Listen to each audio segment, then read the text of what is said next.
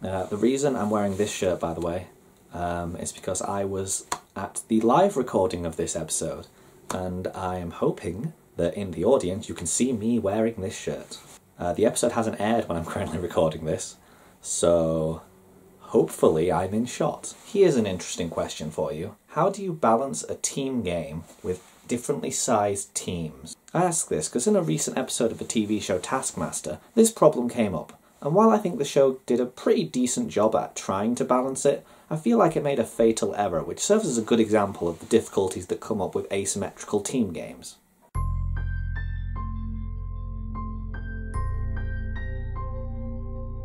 A quick 60 seconds of context. Taskmaster is a TV show that's airing on the UK TV channel Dave. It can be slightly difficult to sum up succinctly, but I think it's best described as competitive problem solving and lateral thinking puzzles. Each series puts 5 contestants in a string of tasks, points are distributed for how well they do, the winner at the end of the series wins a massive trophy. The tasks vary from very direct problems, such as pop all the balloons, to very strange little problems like making the highest tower of lemons, and cerebral and vague to give the show's creator a special cuddle. It's very strange, very unique, and a very, very funny show.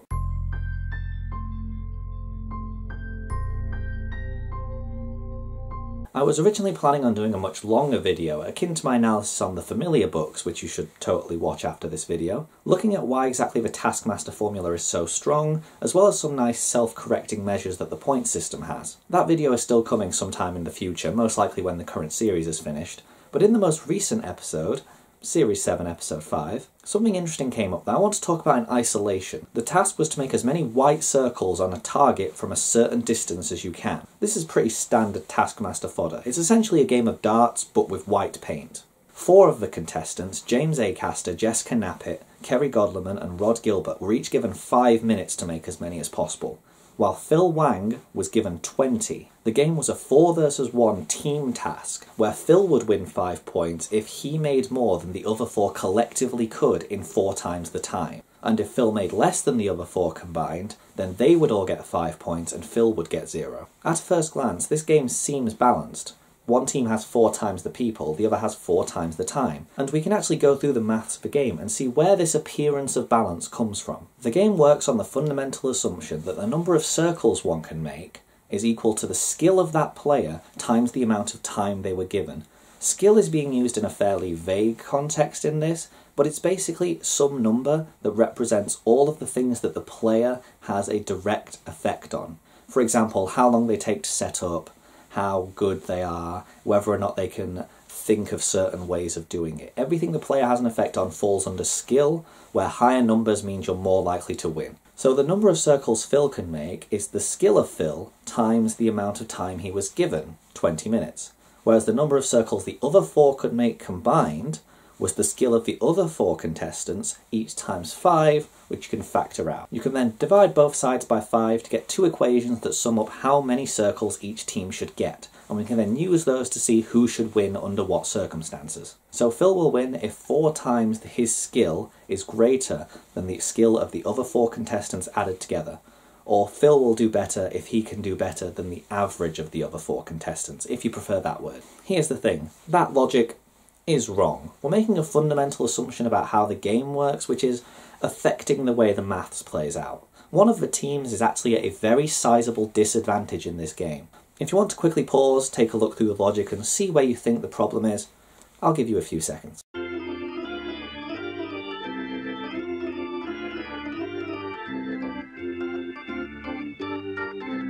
The answer is that Phil is at a sizable disadvantage in this game, and the reason for it is even kind of acknowledged by Phil within the episode itself. I'm gonna call it a day, because I think I'm in danger now of connecting up the circles. The element we've not accounted for is the finite size of the target they've got to produce circles on. If you simulate the task yourself by opening a paint program and just drawing random circles, you'll notice that 2 circles that overlap essentially just produce 1 circle. For each circle you add, it becomes harder to find the space to make a new one, which means that over time, your rate of circle production goes down.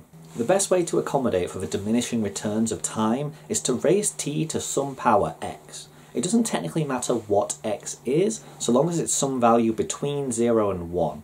If x were greater than 1, that would imply that making new circles gets easier over time, and if it were less than 0, I honestly don't know what that would mean. Fortunately, raising t to an x doesn't really affect the logic of the maths that much. You just have to be a little bit careful that you know what you're doing with your powers, but you can essentially run through it the exact same way to get our new construction for who should win the game. So CP is strictly greater than CN when 4 to the x SP is strictly greater than all that jazz. So what is x in this question? Well, we can't really figure it out with the information we've currently got. We only have the one data set to really reverse engineer what x is, but if you look at the episode itself, x comes out at around 0.4, which means overall the teams were not balanced as if it was 4 fills against the other 4. It was balanced as if there was 4 to the 0.4 fills, or 1.7 fills to the other 4 contestants. So Phil would have to be roughly twice as good as the average of the other 4 contestants to really have a chance at winning this game. And this is pretty much supported by the episode itself. Phil ends up losing the task in the end, 38 to 42. Yet if you actually watch the episode, it seems like Phil did a lot better than the others. One of the 4 contestants didn't contribute at all, so it was mainly a 2 versus 1 game, which by the original maths should have given Phil a huge advantage, yet he still lost despite doing about as well as those 2.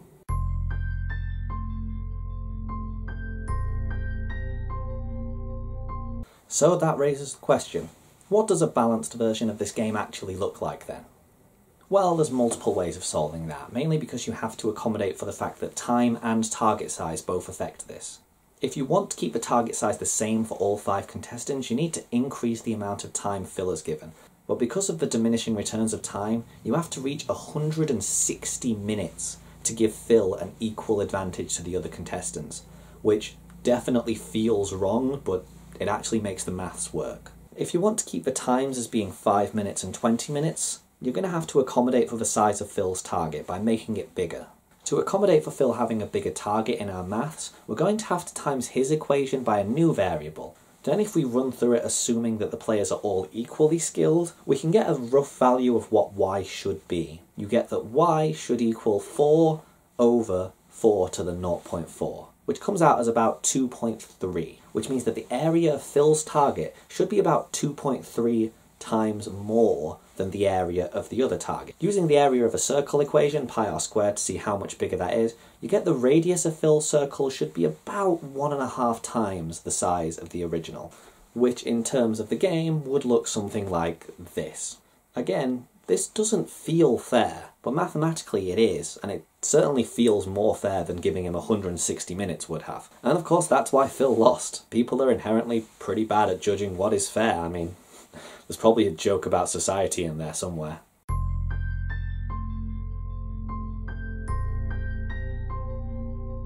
This video is not a dig at Taskmaster at all, and don't get me wrong on it, it's still a show that I love and would recommend to pretty much everyone. I would not have dedicated a whole day of my life, 8 hours of driving, to go to the audience of it if I didn't love it. But this is a lesson that should be learned from, and while there's basically a 0 chance anyone from the show will ever see this, it's worth keeping in mind for anyone in the future really, that sometimes the feeling of fairness is not what it is. And we are done.